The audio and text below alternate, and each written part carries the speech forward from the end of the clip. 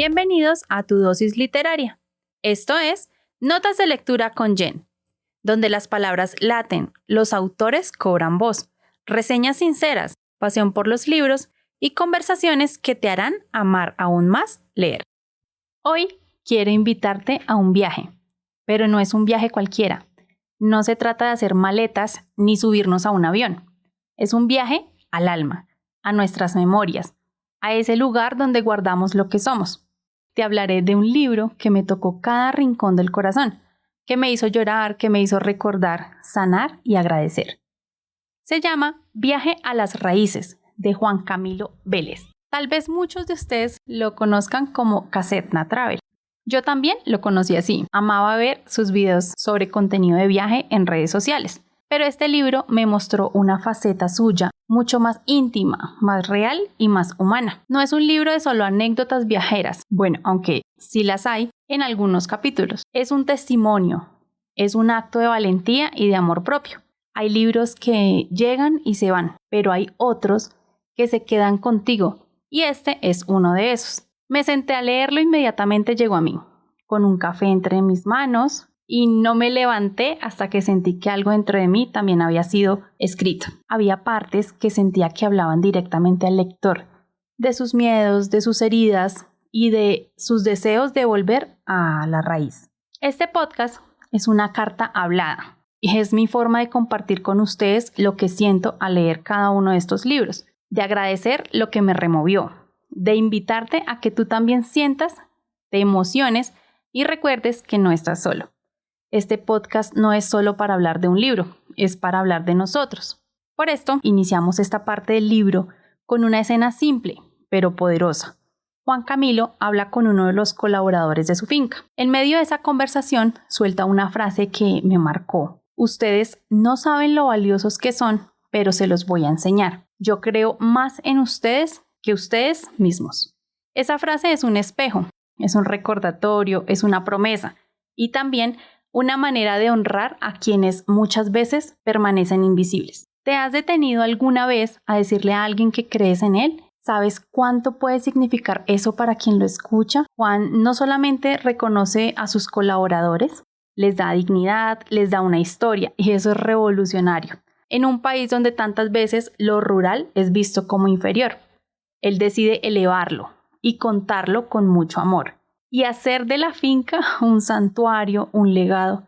Créanme que en mi mente me pude imaginar ese espacio, los cafetales, el aroma a tierra mojada, el sonido del río a lo lejos, y sentí que quería estar ahí, no como una turista normal, sino como quien vuelve a lo que importa, a lo que es esencial. Y sí, lo confieso.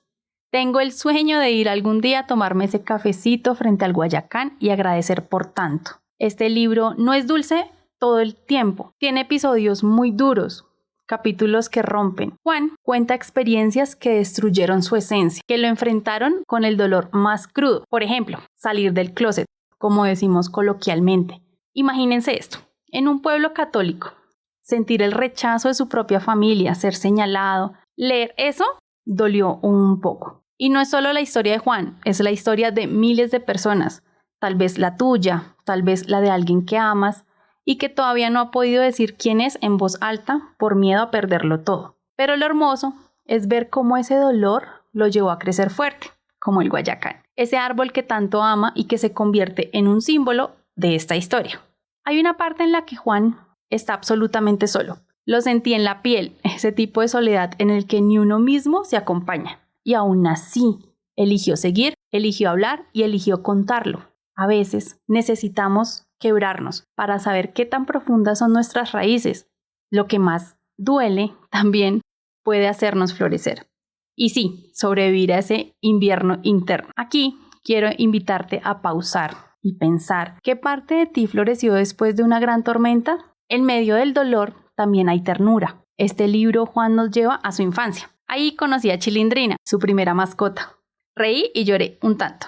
Me vi a mí misma en esas aventuras sencillas, donde las preocupaciones no existían, donde el mundo era seguro. Me acordé de mi primera mascota, de mis tardes corriendo en un solar, de los juegos inventados, de la imaginación que nos hacía libres. La infancia tiene esa capacidad de salvarnos, aun cuando fue difícil. Siempre hay algo que brilla. Una mirada, un aroma, una canción, un objeto. Algo nos lleva siempre a ese momento. Juan describe su infancia con una sensibilidad preciosa.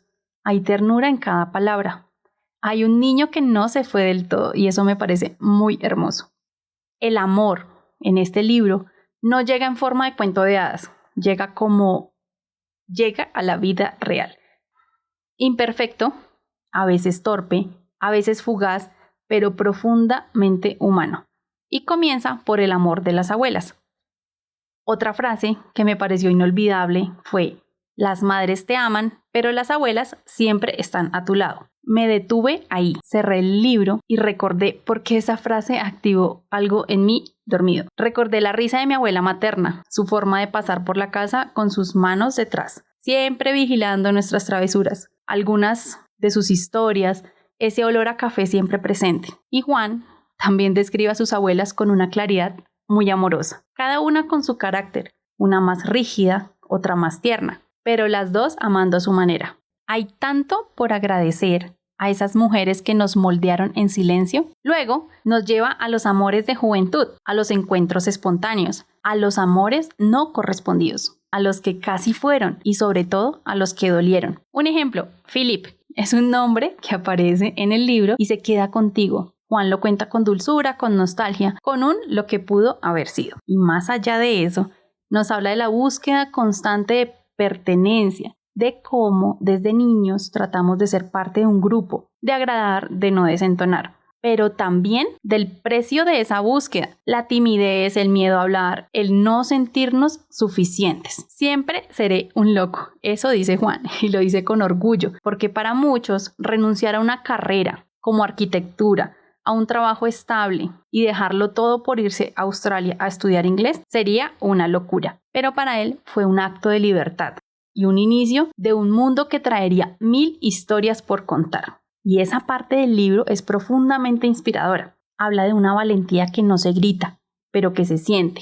Juan no se fue huyendo, se fue buscando, se fue por sí mismo. La experiencia en Australia no es contada como un destino de postal, es contada con crudeza y belleza. Habla de la adaptación, del choque cultural, de la nostalgia, de hacer trabajos que los nativos no hacían, de estudiar con el miedo, de no entender, de equivocarse, de perder. Pero también habla del despertar, de los nuevos amigos, de las nuevas palabras, de las primeras veces, de las segundas oportunidades. Esta parte es un homenaje a todos los que han tenido que reinventarse lejos de casa, a todos los que con acento roto y corazón tembloroso buscaron un nuevo comienzo. Hay partes del libro que duelen más que otras, y esta para mí fue una de las más difíciles, porque habla de los excesos, de drogas, de alcohol, de búsqueda de placer como fuga, de noches que comienzan como promesas y terminan en abismos. Juan no romantiza estos momentos, los cuenta con mucho respeto, la distancia justa de quien entendió, pero también con la cercanía de quien no olvida lo que se sintió estar ahí. Un ejemplo, la historia de Jenny. Me partió el alma, no daré detalles para no quitarles la experiencia de descubrirla, pero solo diré que fue como un espejo para muchas historias no contadas. Me hizo pensar en tantas Jennys que hemos conocido o que hemos sido. El libro habla de ansiedad, de vacío, de la búsqueda desesperada de sentirse parte de algo. Y eso, en esta era, nos toca a todos. Aquí quiero decir algo muy importante. Pedir ayuda no es un acto de debilidad, es un acto de amor propio. Y si tú, que escuchas esto, te has sentido al borde, es decir, te has sentido perdido, quiero que sepas que no estás solo, que siempre vas a tener a alguien a tu lado. Pero entonces, continuamos con esta historia y quiero que sepas que en este capítulo aparece Doña Ana, su madre, un personaje hermoso, un testimonio de amor, de fe y de presencia. Yo creo que su madre siempre oró por él, como incluso en la distancia su voz era una guía, sus palabras eran un abrigo y su fe un faro en la oscuridad. Hay una escena que me conmovió profundamente cuando logra llevarla a viajar, a ella, y se unieron sus tías, su linaje femenino. Esa escena es un sueño hecho realidad, es la forma más hermosa de decir gracias por darme la vida y ahora te invito a vivirla conmigo. Y se volvió tradición en su familia. Y es que llevar a nuestras madres a ver el mundo es una manera de redimir lo que ellas no pudieron hacer por criarnos. Es sanar generaciones, es abrir el círculo. Y llegamos al capítulo que da nombre al alma del libro, el Guayacán. Ese árbol que creció junto a Juan y a su padre, ese árbol que representa las raíces, amor y permanencia. Juan cuenta cómo él y su padre lo sembraron entre conversaciones que sería solo un árbol entre el matorral, pero también se transformó en esa motivación que llevó a cuidarlo juntos. Cómo cada palabra se volvió hoja, cómo cada abrazo se volvió flor. Ese Guayacán florece una vez al año y cuando lo hace, cubre todo de amarillo, como si dijera, aquí sigo, estoy vivo, soy belleza, aunque venga del silencio. Yo siempre he amado los árboles grandes. Sentí una conexión muy profunda con esa imagen. Me recordó que hay cosas que florecen cuando están listas, que hay ciclos en lo que todo no es inmediato, que lo bueno, lo verdadero, se cultiva lento.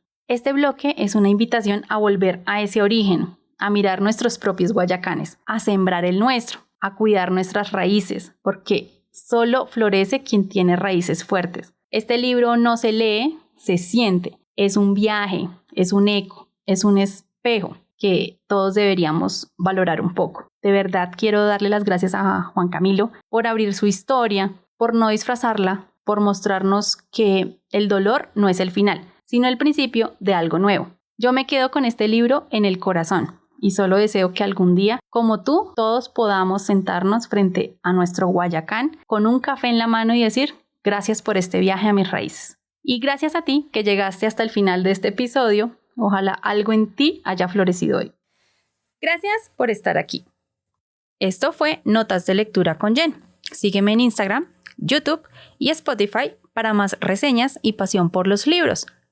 Nos leemos en la próxima historia.